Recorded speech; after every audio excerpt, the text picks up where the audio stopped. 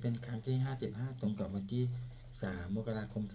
2569ข้าพเจ้าในถนนรับพรอุดมบุญนาคขอเป็นวาจาสาธยายพุทธมนต์ถวายเป็นพุทธบูชาธรรมบูชาสังฆบูชาและเป็นอาจาริยบูชาแด่องค์พระควัมปติเถระเจ้าองค์หลวงปู่สมเด็จรุ่นหลวงปู่บุญเดชหลวงปู่ศรีลาตลอดทั้งครูบาอาจารย์ผู้เป็นเจ้าของวิชาจินดามณีขอเทวดาเจ้าทั้งหลายโปรดจงมาอนุโมทนาในการสวดสาธยายของข้าพเจ้านี้ขออนุภาพคุณพระรัตนตรัยครูบาอาจารย์และเทวดาทั้งหลายโปรดจงบันดาลให้จิตของข้าพเจ้าเป็นสมาธิอันควรแก่การสวดสาธยายมันต่อไป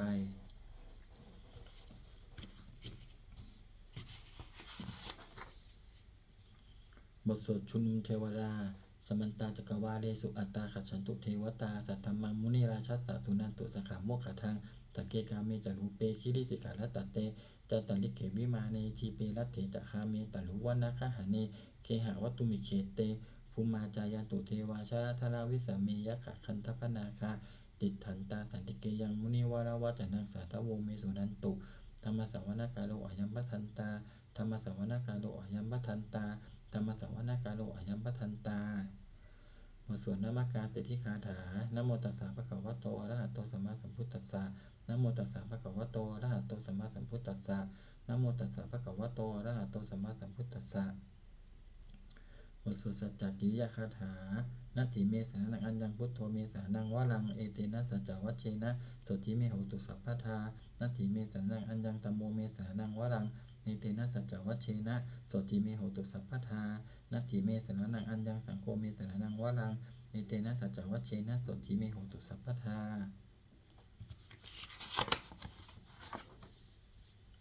บทสวดมหาการุณิโกนาโถติอาทิกาคาถามหาการุณิโกนาโถอัฏฐายสัพพปานินางภูเรตวาปารมีสัพพปัตโตสัมโพธิมุตตมังเอเตนะสัจจวัชเชนะมาโหตุสัพพุปัตถวามหาการุณิโกนาโถหิตายสัพพปานินางภูเรตวาปารมีสัพพปัตโตสัมโพธิมุตตมังเอเตนะสัจจวัชเชนะมาโหตุสัพพุปัตถวามหาการุณิโกนาโถสุขายสัพพปานินางภูเรตวาปารมีสัพพปัตโตสัมโพธิมุตตมังเอเตนะสัจจวัชเชนะมาโหตุสัพพุปัตถวา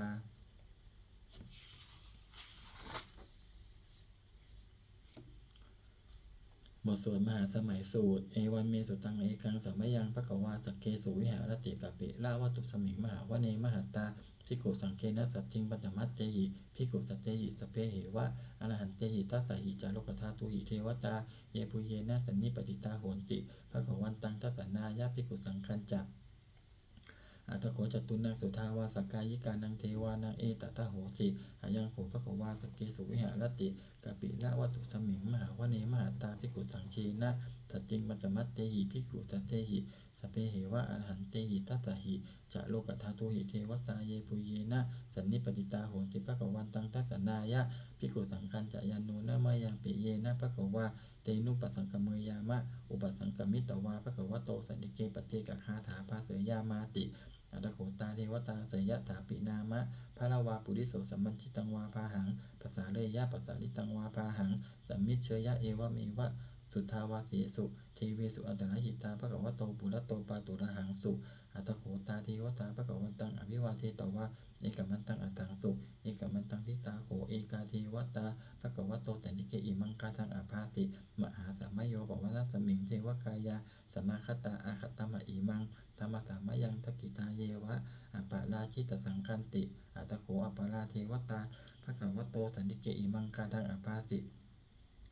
ตัตตภิกขโวสัมมาทหังสุจิตตังอัตโนอุชุกมักกังสุสารทีวะนิตานิกะเหตวะอินทนิยานิละขันติปันทิตาติอัตโขอัปปาราเทวตาภควโตสันติเกอิมังคาตังอาภาสิเฉตวะขีรังเฉตวะปรีคังอินทขีรังโอหะจัมมะเมชาเตจานันติทุทาวิมาลาจักขุมัตตาสุตันตาตุโสนาคาติอัตโขอัปปาราเทวตาภควโตสันติเกอิมังคาตังอาภาสิเยเกจิพุตตังสนนังคตาเสนาเตคมิสันติอปายะภูมิงปหายะมนุสังเทหังเปเทวกายังปริปุเรสันติติอัตโขภควาภิกขุอามันเตสิเยปุเยนะภิกขเวทัสสะสุโลกธา ทุสุเทวตาสันนิปติตาโหนติตถาคตังทัสสนายะภิกขุสังฆัญจะเยปิเตภิกขเวอหิสุงอติสัมมัทธานังอรหันโตสัมมาสัมพุทธาเตสัมปิภคะวันตานังเอตปรมาเยวะเทวตาสันนิปติตาอหิสุงสยถาปิไมหังเอตนะหิเยปิเตภิกขเวภวิสันติอนาคตมัทธานังอรหันโตสัมมาสัมพุทธาเตสัมปิภคะวันตานังเอตปรมาเยวะเทวตาสันนิปติตาภวิสันติสยถาปิไมหังเอตนะหิอาจิกิสามิภิกขเวเทวกายานังนามานิกิตายิสามิภิกขเวเทวกายานังนามานิเจจิสามิภิกขเวเทวกายานังนามานิตังสุนาตัสสาทุกังมนาสิกาโรตะภาสิสามีติเอวัมพันเตติโขเตภิกขุภควโตปัจจโสสุงภควาเอตทะโวจะ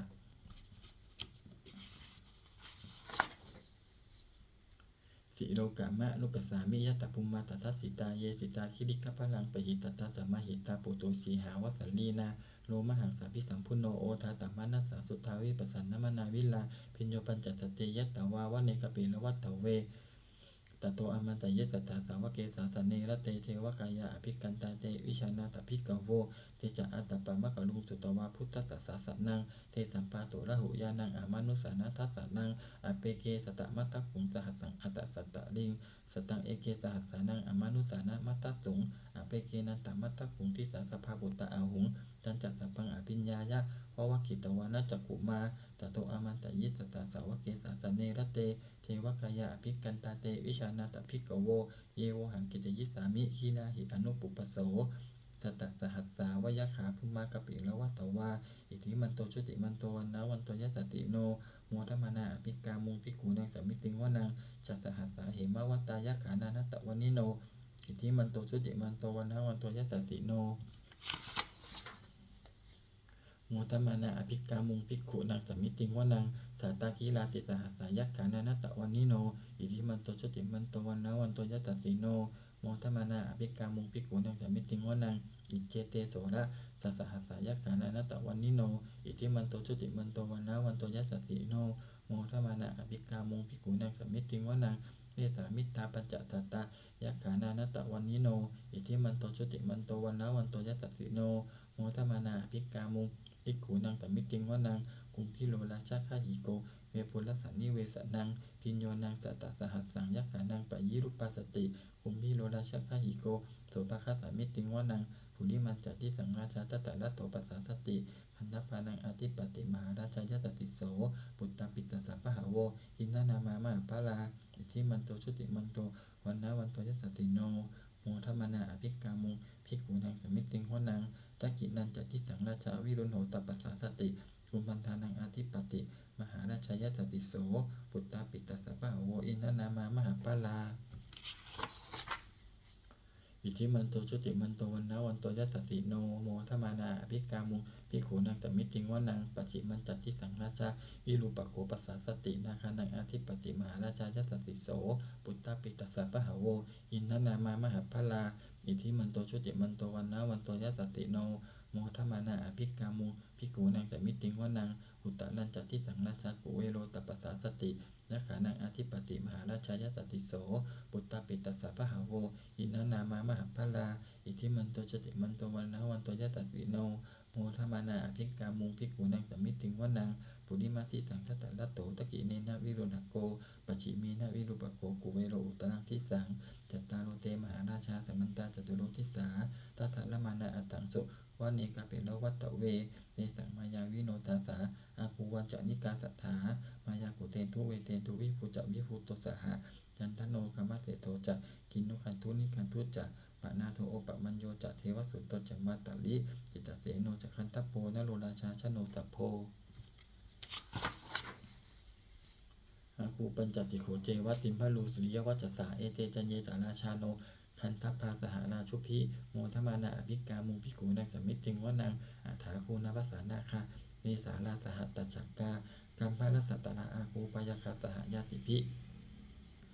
ยามุนาทัตตลัทธาจะอาคูนาคายสัตติโนเยนาวันโนมหานาโคโสภคัสสมิติงวนัง เยนาคะราเชสหัสสาหารันติชิปาทิชาปกิวิสุทธาจักขูเวหายาสาเตวนมัจจปัตตาจิตตาสุปันนาอิติตสนามังอภยันตถานาคราชานามาสิสุปันนโตเขมะมะกาสิพุทโธสันหาหิวาจาหิอุปวะยันตานาคาสุปันนาสารนามะกังสุพุทธังชิตาวะชิรหัตเถนะสมุตังอสุราสิตาภาตโรวาสวัสเสเตอิทิมันโตยัสสสิโนกาลกัญชามหาพิสมาอสุราธนาเวคัสสาเวปัจจิติสุจิติจะปหาราโทนมุทีสหสัตตัญจะพลิปุตตานังสัพเพเวโรจานามักกาสันนหิตวาพลิงเสนังลาหุปทามุปาขมูสัมมโยธานิปัตตันเตภิกขุนังสมิติงวนังอาโปจะเทวาปัตตวีจะเตโชวาโยตถาคัมมุงวรุณาวรุณาเทวาโสโมจะยัสสะสะหะเมตตากรุณากายิกาอาภูเทวายัสสสิโนตัสเสเตตัสสะทากายาสเปนันตะวันนิโนอิทิมันโตชุติมันโตวันนาวันโตยัสสสิโนโมทมานาอภิกามุภิกขุนังสัมมิติงวนังเวนดูจะเทวาสาลีจะอัสมาจะทุเวยมาจันทักสุวรรณิสาเทวาจันทมาคูปุรกิตาสุริยสุวรรณิสาเทวาสุริยมาคูปุรกิตานักขตานิปุรกิตวาอาคูมันตาวลากาวาสุนังวสวเสโตสโกปะคาปุรินทโททัสเสติทัสสะทากายาสเพนันตะวันนิโนอิทิมันโตชุติมันโตวันนาวันโตยัสสสิโนโมทมานาอภิกามุภิกขุนังสัมมิติงวนังอัฏฐาโคสาภูเทวาชลมัคคิสิกขานิวะอริทกาจะโลชาจะอุมมาปุปนิปาสิโน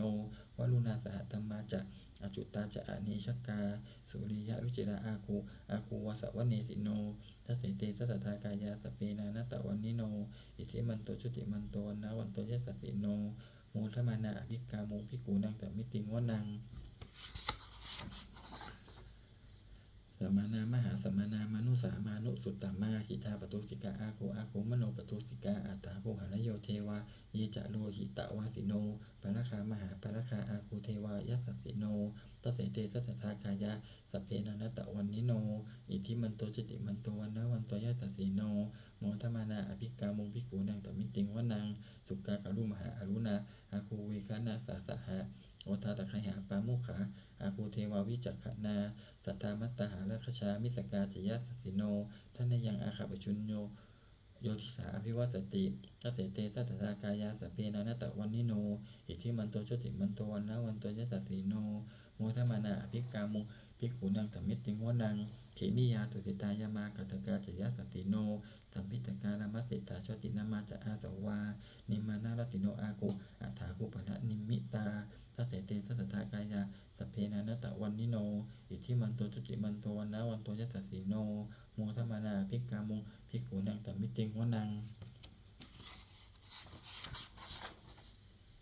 สัทเถเตเทวนิกายาสเปนานาตะวันนิโน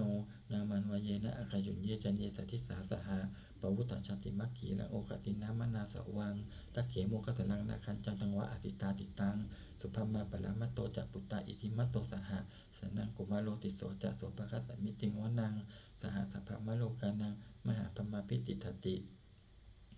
อุปปันโนชติมันโตวิสมากายโยยัสสิโส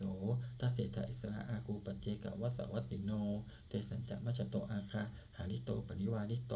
เตจะสเปอภิกันเตสินเตเทเวสปัมมะเกมาราเสนะอภิกามิปัสสะกันนะสัมมันทิยังเอตะคันนะตะพันธะตะนาเคนะปันทะมัตุโวสัมมันตาปริวาเดสะมาโวมุจจิตะโกจินังอิติตถะมหาเสโนกนะเสนะอภิสยิปนินาตละมหาจัสสลังกตวานะเพละวังยะธาปาพุตโกเมโคธนยันโตสวิจจุโกตถาโสปัจจุทาวัติสังกุโตอสยังวะเสตัญจัสสะพังอภิญญายะวะวักขิตวานะจักขุมาตโตอามันจะยิสัทธาสาวะเกสาสเนระเตมาราเสนะอภิกันตาเตวิชานาถภิกขโวเตจะอาตปามะกะลุงสุตวาพุทธศาสนังวิตราเคหิปกามุงเนสังโลมปิอิชยุงสัพเพวิชิตสังคมาพยาติตายัสสสิโนโมตันติสหภูเตหิสาวกาเตชะเนสุตาติบทสวดจุลชยปกรณ์นะโมเมพุทธเตชะสารตันตยธรรมิกาเตชะปสิทธิปสิเทวา นารายะปรมีสุราเสติพัมมาจะอินดาจะจตุโลกาคัมภีรขากาสมุทาภูตุงกังคาจัสสะพัมมาชัยยะปสิทธิภวันตุเต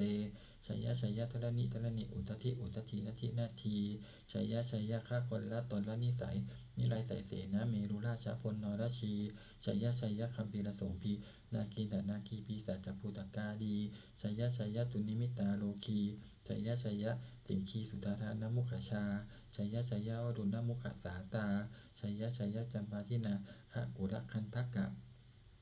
ชัยยะชัยยะกัจจคนนตุลงตัวรับผู้ชงสีหปยักขะทีปาชัยยะชัยยะวรุณมุขะยาตาชิตาชิตะเสนาลีปุณสุตินรดีชัยยะชัยยะสุขาสุขาชีวีชัยยะชัยยะธรณีตะเลสัทธาสุชัยยาชัยยะชัยยะธรณีสันติสัทธาชัยยะชัยยะมังคลาลัญญาภวเคชัยยะชัยยะวรุณยักเขชัยยะชัยยะลักขะเสสุรพุชติชาชัยยะชัยยะพรหมเมทคนาชัยยะชัยยะราชาธิราชสาชัยชัยยะชัยยะปัตตวิงสัพพังชัยยะชัยยะอรหันตาปฏิกะพุทธสาวังชัยยะชัยยะมหิสุโรหะโรหะลินเทวาชัยยะชัยยะพัมมาสุรักโขชัยยะชัยยะนาโควิรุหะโกวิรูปโขจันทิมาลวิอินโทจเวนะเตโยจักขุเวโรกวนลุโนปิจักอคีวาโยจักปาชุนโหกุมารโรทัตตะรัตตะโกอัฏฐารัสสะมหาเทวาเศรษฐิตาปัสสะอาทโยอิสิโนสาวกาสัพพาชัยยะราโมภวันตุเตชัยยะธรรมโมจัตสังโฆจัตทัสสะปาโรจัชัยยะกังเอเตนะชัยยะเตเชนะชัยยะสติภวันตุเตเอเตนะพุทธเตเชนะโหตุเตชัยยะมังคลังชัยโยปิพุทธสัสสิริมัตโตอายังมารัสสะจัปปิมัตโตบาราชโยอุโกสยัมโพธิมันเตปโมทิตาชัยยะตถาพัมมคณามเหสิโนชัยโยปิพุทธสัสสิริมัตโตอายังมารัสสะจัปปิมัตโตบาราชโยอุโกสยัมโพธิมันเตปโมทิตาชัยยะตถาอินทคานามเหสิโนชัยโยปิพุทธสัสสิริมัตโตอายังมารัสสะจะปปิมัตโตปาราชโยอุโกสยัมโพธิมันเตปโมทิตาชัยยะตถาเทวคณามเหสิโนชัยโยปิพุทธสัสสิริมัตโตอายังมารัสสะจะปปิมัตโตปาราชโยอุโกสยัมโพธิมันเตปโมทิตาชัยยะตถาสุปันนคณามเหสิโนชัยโยปิพุทธสัสสิริมัตโตอายังมารัสสะจะปปิมัตโตปาราชโยอุโกสยัมโพธิมันเตปโมทิตาชัยยะตถาตาคคณามเหสิโนชัยโยปิพุทธสัสสิริมัตโตอายังมารัสสะจะปปิมัตโตปาราชโยอุโกสยัมโพธิมันเตปโมทิตาชัยยะตถาสัพพมคณามเหสิโนชยันโตโพธิยาโมเลสกยานังนันทิวัตตโนเอวังตวังวิชโยโหหิชยสุชยมังคะเลอปาราชิตปารังเกสีเสปตวิโปคะเลอภิเสกีสัพพะพุทธานังอคัปปโตปโมทัตติสุนัขขตังสุบังคะนังสุปะพาตังสุหุทิตังสุขโนสุมุหุตโตจัสุยิถังมัมมัจจาริสุปัฏกินังกายกัมมังวาจากัมมังปัฏกินังมโนกัมมังปณิทีเตปัฏกินานิกัตถวานาลปันตเตปัฏกิเนเตอัตตาลัตถาสกิตาวิรุณหาพุทธสาสะเนอโรคาสกิตาโหทะสหัสสเพหิยติภิสุนันตุโพนโตเยเทวะสมิงฐาเนอธิคตาหิคายุกาสตาโหนตุสุขิตาโหนตุสัพพทารักขันตุสัพพะสตานังรักขันตุชินาสาสะนังยากาจิปตนาเตสังสัพเพปูเรตุมโนรัฐายุตตากาเลปวัตสันตุวัสสังวัสสาวราหากาโนคาจุปัตถวาเตสังนิวาเรตุจะสัพพทากายาสุขังจิตตสุขังอรหันตุยถาระหังบทสวดธรรมนิยามสุตังเอวันเมสุตังเอกังสัมมยังภควาสาวัตถิยังวิหารติเชตาวะเนอนากปินทิกัสสะอาราเมตตะโกภควาภิกขุอามันเตสิภิกขโวติทัทันเตติเตภิกขุภควโตปัจจโสสุงภควาเอตถาวโวจะอุปทาวาภิกขเวตตาคตานังอนุปทาวาตถาคตานังทิตาวสาสาตุธรรมทิตตาธรรมนิยามตาสเปสังขาระอนิจจาติตังตถาคโตอภิสัมพุชติอภิสัมเมติอภิสัมพุชิตวะอภิสัมเมตวะอาติกติเตเสติปัญญเปติปัตถเปติวิวารติวิปัจจติอุตตานิกาโรติสเปสังขาระอนิจจาติ อุปาทาวาภิกขเวตถาคตานังอนุปาทาวาตถาคตานังทิตาวสัทธาตุธรรมทิตาตาธรรมานิยามตาสเพสังขาราทุกขาติตังตถาคโตอภิสัมพุชติอภิสัมเมติอภิสัมพุชิตวาอภิสัมเมตวาอติกติเตเสติปัญญเปติปัตตเปติวิวารติวิปัสสติอุตตานิกาโรติสเพสังขาราทุกขาติอุปาทาวาภิกขเวตถาคตานังอนุปาทาวาตถาคตานังทิตาวสัทธาตุธรรมทิตตาธรรมนิยามตาสเพธรรมาอนัตตาติตังตถาคโต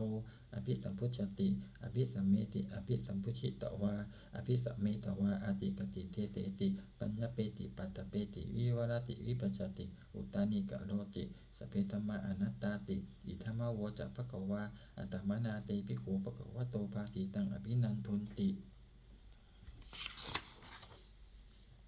บทสวดพัทเทกนัตตคาถา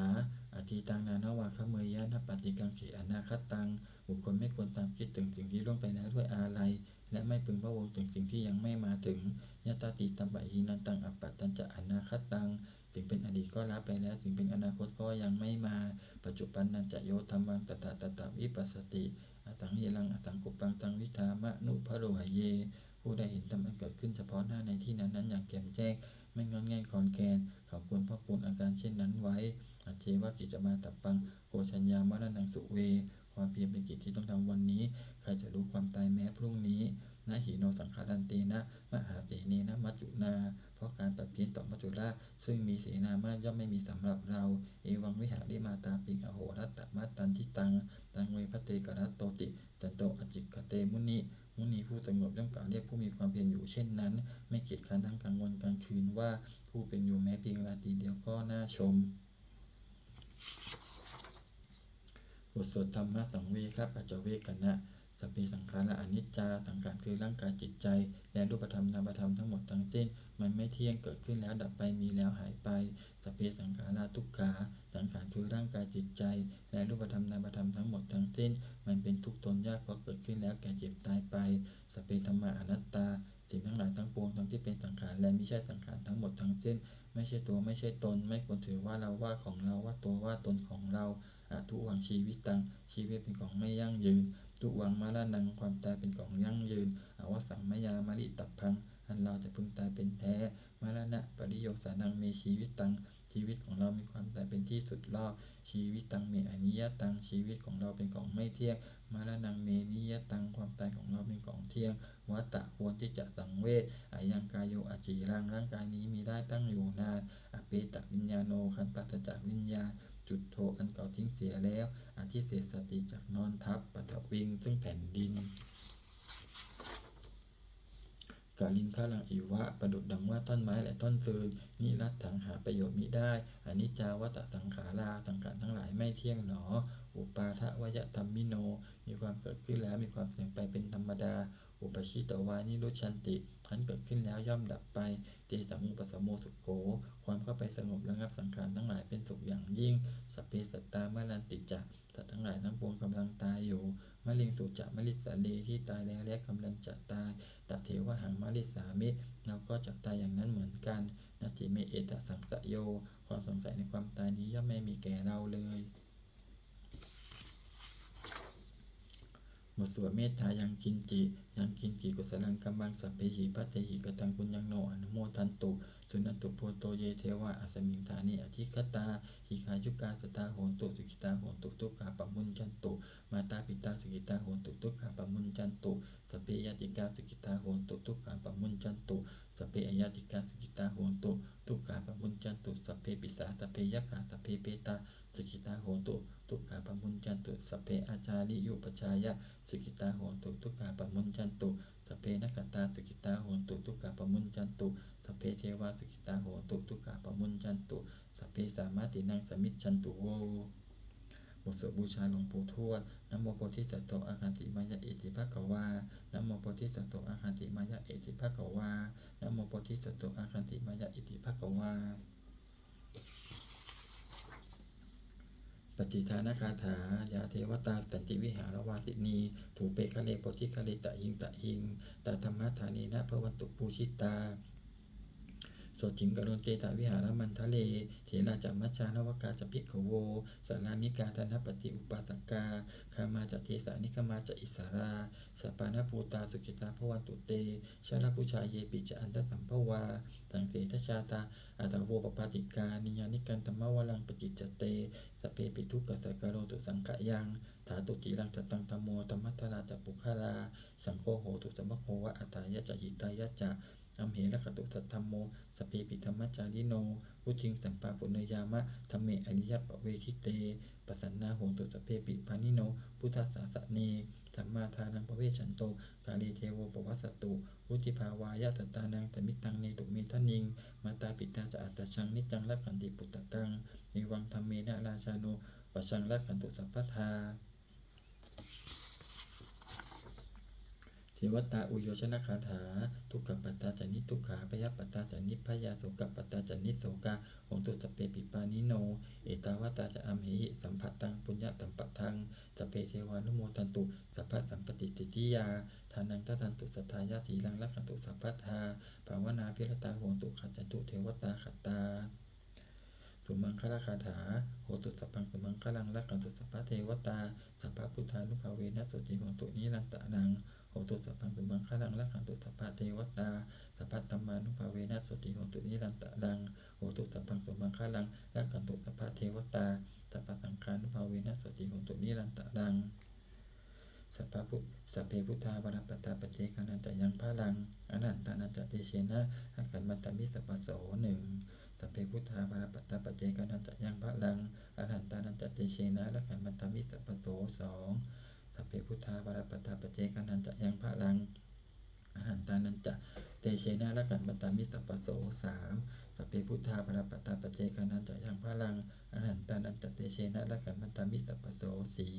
สัพเพพุทธาภาลปัตตาปเจกานันจะยังพาลังอนันตานันจะเตเชนะและขันมันตมิสัพพโสห้าสัพเพพุทธาภาลปัตตาปเจกานันจะยังพาลังอนันตานันจะเตเชนะและขันมันตมิสัพพโสหกสัพเพพุทธาภาลปัตตาปเจกานันจะยังพาลังอนันตานันจะเตเชนะและขันมันตมิสัพพโสเจ็ดสัพเพพุทธาภาลปัตตาปเจกานันจะยังพาลังอนันตานันจะเตเชนะและขันมันตมิสัพพโสแปดสัพเพพุทธาภาลปัตตาปเจกานันจะยังพาลังอนันตานันจะเตเชนะและขันมันตมิสัพพโสเก้าด้วยอำนาจแห่งบุญกุศลที่ข้าพเจ้าได้สวดสาธยายพระพุทธมนต์นี้ข้าพเจ้าขอน้อมกล้าอุทิศถวายเป็นพระราชกุศลแด่สมเด็จพระนางเจ้าสิริกิติ์พระบรมราชินีนาถพระบรมราชชนนีพันปีหลวงผู้เสด็จสู่สวรรคาลัยขออานิสงส์แห่งบุญกุศลนี้จงเป็นสัพพสิริมงคลแก่ข้าพเจ้าให้แข็งแกร่งปลอดภัยจากทุกโศกโรคภัยอันตรายทั้งปวงให้มีแหล่งรายได้อันสุจริตมั่นคงเป็นสัมมาอาชีพชอบธรรมคำว่าไม่มีอดอยากยากจนขออย่าได้มีแก่ข้าพเจ้าขอให้ข้าพเจ้ามีสัมมาทิฏฐิตั้งมั่นในพระธรรมคำสอนแห่งองค์สมเด็จพระสัมมาสัมพุทธเจ้าดำรงอยู่ในความดีงามตลอดกาลนานอีกทั้งขอเทพเทวดาทั้งหลายผู้ได้อนุโมทนาสาธุการในบุญกุศลนี้โปรดประสิทธิ์ประสานพรน้อมส่งอนุภาพแห่งมงคลไปสู่วัตถุมงคลพระปิตายอดเศรษฐีทั้งฝ่ายไทยและฝ่ายลาวรวมถึงวัตถุมงคลทั้งปวงที่30อมูลได้จัดสร้างขึ้นให้เปี่ยมด้วยพุทธานุภาพเทวานุภาพและฤทธานุภาพอันศักดิ์สิทธิ์อำนวยผลให้เป็นสิริมงคลแก่ผู้ครอบครองและผู้ใช้ทุกประการเทอญ